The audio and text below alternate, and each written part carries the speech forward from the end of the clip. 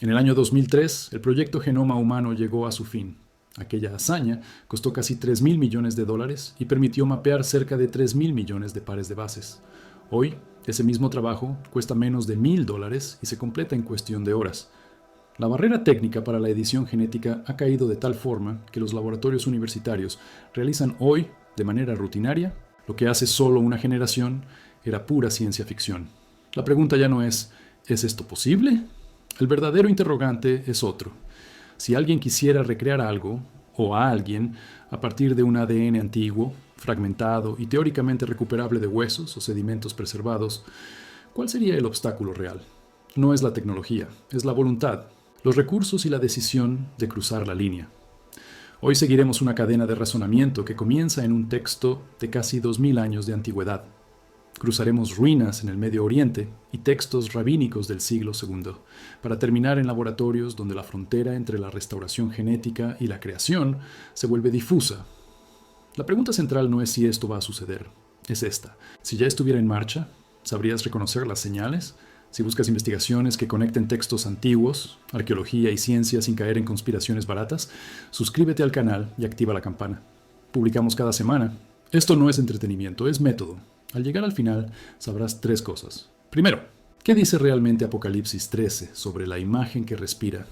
¿Y por qué algunas lecturas modernas vinculan esto con la biotecnología, la clonación o la síntesis de vida artificial? Segundo, si la idea de que los Nefilim, los gigantes de Génesis 6, poseían características genéticas distintas, es una especulación moderna o si tiene raíces en textos antiguos, incluida la literatura judía del período del Segundo Templo. Tercero, donde la ciencia genética actual hace plausibles los escenarios de recuperación de ADN antiguo, donde choca con límites absolutos y que queda en medio. Esa zona gris, donde la hipótesis se convierte en proyecto. 3 preguntas quedarán abiertas mientras esto se desarrolla. Primera, ¿por qué la frase «y se le dio aliento» en Apocalipsis 13 ha incomodado a los intérpretes desde el siglo II, generando lecturas que van desde el ilusionismo y la posesión demoníaca hasta la bioingeniería? Segunda, ¿los textos rabínicos y apócrifos tratan realmente a los Nefilim como híbridos genéticos o es una proyección moderna sobre metáforas antiguas? Tercera, ¿qué hacer con el patrón de narrativas globales sobre gigantes en culturas separadas por océanos? ¿Y si el hallazgo de huesos de estatura inusual cambia algo o es solo ruido? Apocalipsis 13. El capítulo describe 2 bestias. La primera surge del mar, ostenta autoridad global, es herida de muerte y se recupera. La segunda surge de la tierra, realiza señales y obliga al mundo a adorar a la primera. Entonces llega el versículo 15. En la mayoría de las traducciones modernas dice algo así: y se le permitió infundir aliento a la imagen de la bestia, para que la imagen hablara e hiciera matar a todo el que no la adorase. La palabra griega traducida como aliento es pneuma. Es la misma que utiliza la Septuaginta en Génesis 2, 7, cuando Dios sopla el aliento de vida en Adán. No es solo sonido, es animación. Es la idea de algo inerte que comienza a tener algo cercano a la vida. La lectura tradicional y mayoritaria sostiene que se trata de una ilusión demoníaca, un truco de magia negra operado por la segunda bestia para engañar a las masas. Tiene sentido. La bestia engaña. El Apocalipsis está lleno de engaños. El problema es que el texto no dice pareció dar vida, dice dio, y eso abrió una grieta interpretativa que nunca se ha cerrado del todo.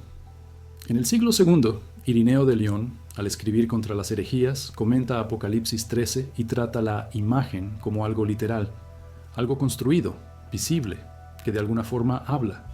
No entra en detalles técnicos porque carece de categorías para ello, pero no lo descarta como una simple ilusión. Siglos después, los comentaristas medievales debaten si se trata de la posesión demoníaca de una estatua o si Satanás puede realmente animar la materia muerta de forma temporal.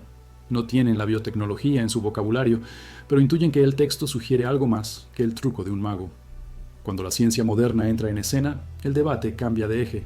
A partir del siglo XX, con el avance de la robótica, o la inteligencia artificial y más tarde la biología sintética, surge una lectura distinta. ¿Y si la imagen no es una estatua, sino una bioforma? ¿Y si dar aliento fuera un código antiguo para algo que, en la época del autor, no tenía nombre? Podría tratarse de la creación de vida sintética, clonación o edición genética, que produce un organismo que técnicamente respira, pero que ha sido fabricado. Esta lectura no es convencional, no es lo que escucharás en la mayoría de las iglesias, pero existe y crece en círculos que toman en serio la profecía bíblica y siguen de cerca la ciencia. La pregunta justa ¿es una lectura válida del texto o es forzar tecnología moderna en un lenguaje antiguo que nunca pretendió decir eso?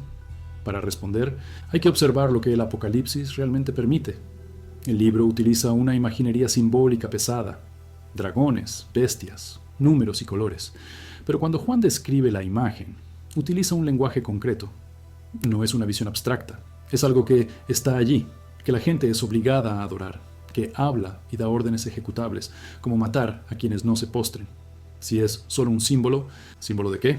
¿Control mental? ¿Propaganda? ¿Un sistema político?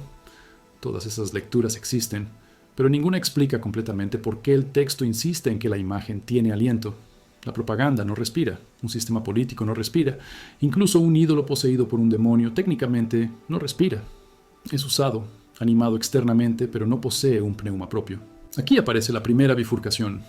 Si lees Apocalipsis 13, 15 como el intento de Juan de describir algo que ve en una visión, pero para lo cual no tiene vocabulario técnico, entonces dar aliento podría ser la mejor aproximación de un hombre del siglo I para decir crear algo que parece vivo, que funciona solo, que tiene autonomía aparente.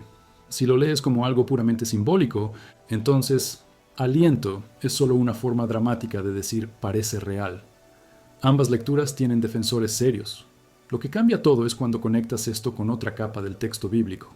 Porque el Apocalipsis 13 no es la primera vez que la Biblia habla de seres creados fuera del patrón. El Génesis habla de los Nefilim, y la literatura judía antigua, no solo el Antiguo Testamento canónico, sino los textos del período del Segundo Templo, trata a los Nefilim como el producto de una mezcla genética prohibida, no como una metáfora, sino como una mezcla literal. Génesis 6, 1, 4. El texto es corto y denso. Dice que los hijos de Dios vieron que las hijas de los hombres eran hermosas, las tomaron por esposas y de ellas nacieron los Nefilim, los Giborim, los valientes, los hombres de renombre. Después viene el diluvio y la narrativa continúa. El texto hebreo no explica quiénes son los hijos de Dios. La traducción de la Septuaginta utiliza angeloi, ángeles. La tradición judía antigua, en su mayoría, lee esto como ángeles rebeldes que cruzaron la barrera entre lo espiritual y lo físico para engendrar híbridos. Esta lectura aparece en el libro de Enoc, escrito probablemente en el siglo III o II. Cristo. Está en el libro de los jubileos, está en los textos de Qumran. No es algo marginal, es como la comunidad judía de aquella época leía el Génesis. La lectura alternativa, que los hijos de Dios son descendientes de Set y las hijas de los hombres son descendientes de Caín, es decir, linajes humanos puros, gana fuerza más tarde, especialmente cuando el cristianismo primitivo comienza a incomodarse con la idea de ángeles reproduciéndose. Pero aquí está el punto clave. Si tomamos el libro de Enoc, un texto judío, no canónico para la mayoría, pero citado en la epístola de Judas del Nuevo Testamento, vemos que no trata a los Nefilim como una alegoría. Los describe como el resultado de una transgresión biológica. Los ángeles vigilantes enseñan a las mujeres hechizos, a los hombres la metalurgia y la guerra, y de ellos nacen gigantes que consumían el trabajo de los hombres, y luego comenzaron a devorar a los hombres mismos. El texto dice que estos gigantes tenían 300 codos de altura. Es obviamente hiperbólico, pero el punto no es la medida exacta, sino la categoría. Estos seres son tratados como genéticamente diferentes, no solo culturalmente. Y cuando mueren, sus espíritus, según el libro de Enoc, no ascienden ni descienden, quedan atrapados en la tierra como espíritus malignos, demonios. La lógica es que, al no ser totalmente humanos, no tienen un destino humano normal, y al no ser totalmente angélicos, no tienen un destino angélico. Son híbridos. Y los híbridos no tienen protocolo. Ahora, la pregunta obvia, ¿es esto teología mística o un intento antiguo de explicar algo que realmente sucedió? La respuesta honesta es que no se puede saber con certeza, pero se puede rastrear lo que los textos permiten decir. Primero, la idea de que seres no humanos pueden cruzarse con humanos y generar descendencia se trata como algo posible en múltiples textos antiguos, no solo judíos. La mitología griega tiene semidioses, la nórdica, medio gigantes, Sumeria tiene a Gilgamesh, 2/3 dios, Mesopotamia tiene a los Apkallu, los 7 sabios que descendieron y enseñaron la civilización. El patrón es global. Si es solo un mito, ¿por qué es tan consistente? Si es un recuerdo histórico distorsionado, ¿recuerdo de qué? Segundo, los textos judíos antiguos no hablan de los Nefilim como personas altas, hablan de otra categoría de ser. La distinción es vital. La estatura inusual existe en los humanos, acromegalia, gigantismo hipofisario. Eso está documentado. Pero el Génesis, Enoc, Jubileos e incluso los rabinos del Talmud tratan a los Nefilim como el producto de un cruce entre tipos diferentes, no una variación dentro de un mismo tipo. Números 13, 33. Aquí el texto se vuelve interesante.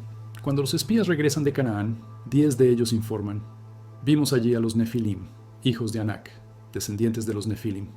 Éramos a nuestros ojos como saltamontes, y así lo éramos también a los de ellos. Hay dos problemas. Primero, si los Nefilim fueron destruidos en el diluvio, ¿cómo es que aún existen en Canaán siglos después?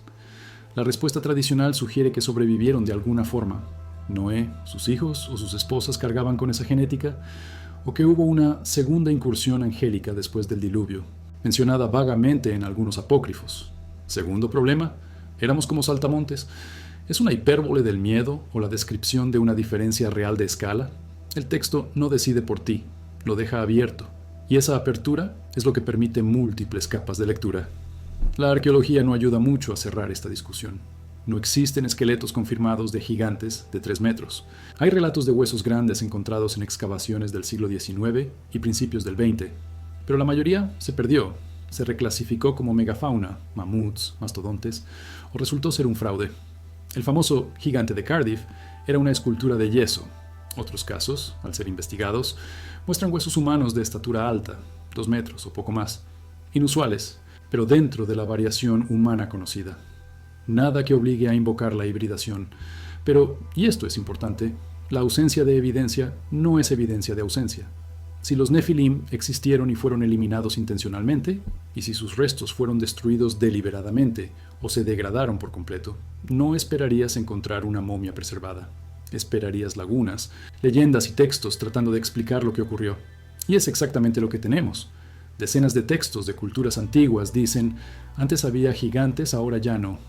Génesis 6, Deuteronomio 2 y 3, Og, rey de Basán, cuya cama medía 4 metros. Job 26, los refaítas, sombras, los muertos vivientes de los gigantes, textos sumerios sobre los Anunnaki, textos griegos sobre titanes y gigantes, incluso tradiciones nativas americanas sobre comedores de hombres, que fueron destruidos antes de la humanidad actual. El patrón es: existieron, fueron eliminados, dejaron una marca en la memoria colectiva. Si todo esto es solo una proyección psicológica, miedo al otro, al invasor, es una proyección increíblemente bien coordinada a nivel global. Si es un recuerdo histórico, la pregunta pasa a ser: ¿recuerdo de qué exactamente? Aquí es donde la conexión con el Apocalipsis 13 comienza a cobrar sentido dentro de una lógica interna. Sí, y esto es condicional, no una afirmación. El Génesis describe un intento antiguo de corromper la genética humana mediante el cruce con seres no humanos. Y si Dios responde con el diluvio específicamente para limpiar esa corrupción y preservar el linaje de Noé, perfecto en sus generaciones, dice el texto, una frase que los rabinos debaten si se refiere a la moral o a la genética, entonces la lógica escatológica sería: si hubo un primer intento de corrupción genética, podría haber un segundo. Y esta vez no mediante un cruce natural, sino con tecnología. Clonación, edición, síntesis, recuperación de ADN de muestras antiguas. El resultado sería algo que parece humano, funciona como humano, pero no es totalmente humano. Exactamente lo que el Apocalipsis 13, 15 podría estar describiendo al hablar de una imagen que recibe aliento. Esta lectura no es nueva. Aparece en círculos proféticos desde los años 70, pero explotó tras 1996, cuando se clonó a la oveja Dolly. De repente, dar vida a algo que no nació de forma natural dejó de ser ficción. Era técnica. Y si puedes clonar una oveja, en teoría puedes clonar a cualquier mamífero, incluso a un humano. Oficialmente, la clonación humana está prohibida en casi todo el mundo. Extraoficialmente, no existe una fiscalización global eficaz. La tecnología no desaparece porque se regule, se vuelve más silenciosa. En 2018, un científico chino anunció que había editado genéticamente embriones humanos usando CRISPR, dando lugar al nacimiento de 2 niñas. Fue condenado y encarcelado, pero la técnica funcionó. Las niñas nacieron, el genio salió de la botella. Ahora imagina que alguien, un gobierno, un grupo privado, una organización con una agenda escatológica, quisiera recrear a un Nefilim. ¿Cómo lo haría? Lo primero sería obtener ADN Nefilim. Esto parece imposible hasta que recuerdas que ya se ha recuperado ADN de huesos de Neandertal, de mamuts congelados hace decenas de miles de años, e incluso de homínidos de hace 400.000 años. Claro, el ADN está fragmentado, pero con la secuenciación moderna puedes rellenar huecos, reconstruir y sintetizar. Es un trabajo de años, con un equipo grande y mucho dinero, pero no es ciencia ficción. Es difícil, más no imposible. Lo segundo que necesitarías es un huésped, un útero artificial o una sustituta humana. El útero artificial está en fase de pruebas con corderos en Japón, Israel. Aún no funciona para humanos de principio a fin, pero avanza. Lo tercero sería la motivación. ¿Por qué alguien haría esto? Aquí entra la parte que suena a conspiración, pero tiene lógica interna. Si crees que el anticristo será una figura humana común, un líder político carismático influenciado por Satanás, entonces esta discusión es irrelevante. Pero si lees las profecías y notas que el anticristo es descrito como diferente de los anteriores, Daniel 7, que hace lo que sus padres no hicieron, Daniel 11, que se presenta como Dios de forma más literal que cualquier otro líder y que la imagen de la bestia tiene características que ningún ídolo común tendría, entonces empieza a tener sentido que sea literalmente diferente. No solo en carácter, sino en origen. Si la estrategia de Satanás en el Génesis fue intentar corromper el linaje genético para impedir la llegada del Mesías, entonces la estrategia en el fin de los tiempos podría ser crear un anti-Mesías mediante una corrupción genética inversa. No corromper el linaje, sino recuperarlo, traer de vuelta lo que fue destruido, clonar lo que fue borrado. Esta teoría del anticristo como un clon de los Nefilim no es unánime, pero resuelve ciertas tensiones interpretativas. Explica por qué el Apocalipsis usa lenguaje de creación de vida. Conecta el inicio y el fin en una simetría narrativa. Hace plausible la adoración global de alguien que se presenta como un prodigio, alguien que demuestra que la muerte ha sido vencida y que la ciencia ha alcanzado lo divino. Y explica la necesidad de la marca, no solo como un control económico, sino como una reescritura genética colectiva. La marca podría ser una tecnología de interfaz, un chip o un tatuaje. O podría ser una edición genética obligatoria. Si quieres pertenecer al nuevo sistema, aceptas la modificación. Y entonces dejas de ser totalmente humano en el sentido clásico. Según la lógica bíblica, pierdes la capacidad de redención, porque esta depende de que Jesús asumiera una naturaleza humana pura. Si alteras tu naturaleza, sales de la cobertura. Esto suena extremo, pero la Biblia es extrema. Y si la ciencia moderna hace que lo extremo sea técnicamente posible, la pregunta deja de ser, ¿es esto una locura? Y pasa a ser, ¿quién controlaría esto y para qué? Monte Hermón, frontera entre Israel, Líbano y Siria, 3.000 metros de altitud, nieve todo el año. Según el libro de Enoc, fue aquí donde los 200 ángeles vigilantes hicieron un pacto antes de descender. El nombre Hermón viene del hebreo Erem, anatema, cosa consagrada a la destrucción. La tradición judía antigua conecta el lugar con el evento de forma intencionada. Hoy, el Monte Hermón es una zona militarizada con búnkeres y radares, pero la montaña carga con una historia más antigua que cualquier estado-nación. Ruinas de templos fenicios, romanos, altares de Baal. Si sigues textos como los jubileos, no fue un evento aislado. Los vigilantes descendieron y enseñaron tecnología, metalurgia, guerra, hechicería y astronomía. La versión de Prometeo robando el fuego aparece en culturas que no deberían haber tenido contacto. El hilo narrativo es el mismo. El conocimiento prohibido vino de arriba, lo cambió todo, y el costo fue la hibridación. Puedes leer esto como un mito fundacional. Pero, ¿y si la intervención no es metafórica? ¿Y si el externo no es un alienígena de otro planeta, sino entidades espirituales que pueden operar en lo físico? Los textos lo tratan como un hecho. Enoc detalla los nombres de los líderes. Semiasa, Azazel, Baraquiel. No son entidades genéricas, tienen nombres y funciones. El resultado de la mezcla, los Nefilim, no se describe como una bendición, sino como un parasitismo. Consumen los recursos humanos hasta agotarlos y luego se vuelven contra los hombres. Dios responde con un reinicio, el diluvio. La pregunta que queda es, ¿qué había en Noé que valía la pena preservar? El texto dice que era perfecto en sus generaciones. La palabra hebrea tamim se usa para los animales de sacrificio, sin defecto, íntegro, puro. Algunos leen esto como pureza moral, otros como pureza genética. Si Noé no tenía mezcla nefilim, sus descendientes tampoco la tendrían, a menos que algo escapara. Y ahí entra Canaán. La narrativa bíblica trata a los gigantes de Canaán como un remanente. La orden de Dios a Israel es eliminarlos por completo. Herem, la misma raíz de Hermón. Anatema, destrucción total. Esto crea un conflicto teológico. ¿Cómo conciliar a un Dios de amor con una orden de exterminio? La lectura clásica habla de castigo por el pecado cananeo. La lectura basada en Enoc sostiene que era una cuarentena genética. Si los cananeos portaban genética nefilim, dejarlos con vida ponía en riesgo la pureza del linaje humano del cual nacería el Mesías. Esta guerra genética se habría librado en el pasado, pero el Apocalipsis sugiere que algo similar ocurrirá de nuevo. El patrón bíblico es que lo que sucedió al principio sucede al final, y aquí es donde la ciencia actual deja de ser ficción. CRISPR-Cas9, edición genética con precisión de bisturí molecular.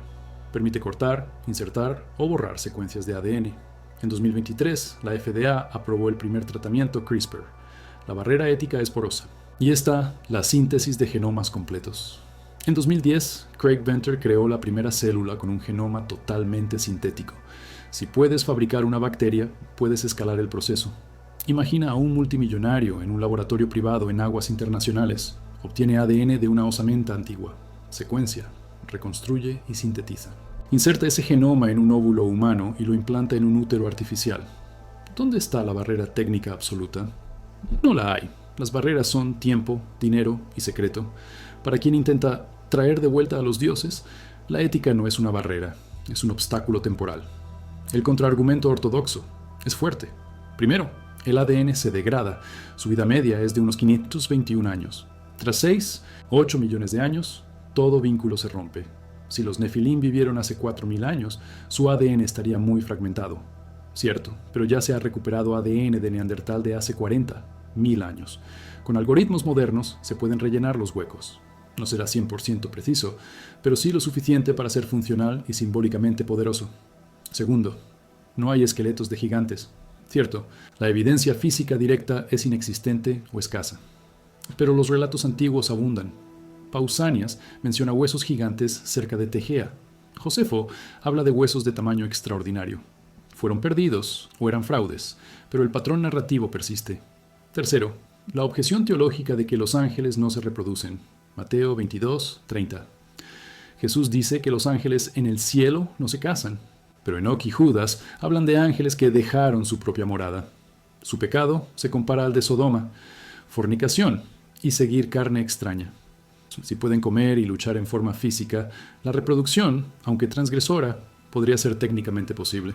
Entonces, ¿dónde nos deja esto? Los textos antiguos tratan a los nefilim como reales y como una amenaza genética. La tecnología moderna hace plausibles escenarios que antes eran teóricos. El Apocalipsis describe un sistema global con una imagen que parece cobrar vida. La conexión entre la corrupción genética antigua y la futura es internamente coherente en la narrativa bíblica.